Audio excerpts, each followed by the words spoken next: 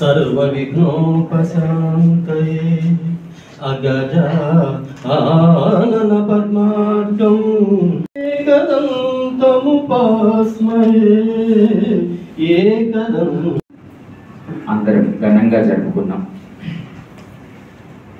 మరి ఈ రోజుల్లోనే మన అన్నమయ్య జిల్లాలో మన బాల్య వివాహాలు చూస్తున్నాం. ఇంకా మరి 1860, 50, 60లలోనే ఆయన వాటిని బాల్య వివాహాలను ఆటేకించారు.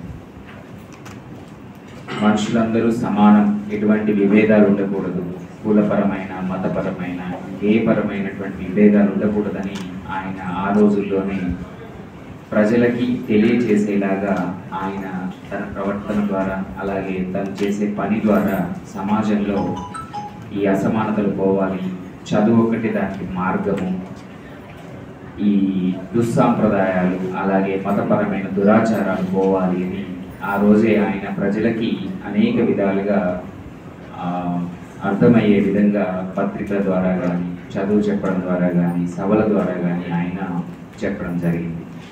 అలాగే రైతు యొక్క దీనిలో అధికారుల సమక్షంలో ప్రజలందరి ముందు మనం గొప్పగా జరుపుకుంటూ వారి ఆశయాలను గుర్తించి మరింత అభివృద్ధి చెందాలని, సమాజంలో అంతరాలు లేకుండా ఉండాలని, చదువు యొక్క ప్రాముఖ్యతను తెలుసుకోవాలని, సో అందరూ కూడా దానికోసం కృషి చేయాలని కోరుకుంటూ సెలవు తీసుకుంటున్నాను. అయితే నాకు ఇప్పుడు చీఫ్ సెక్రటరీ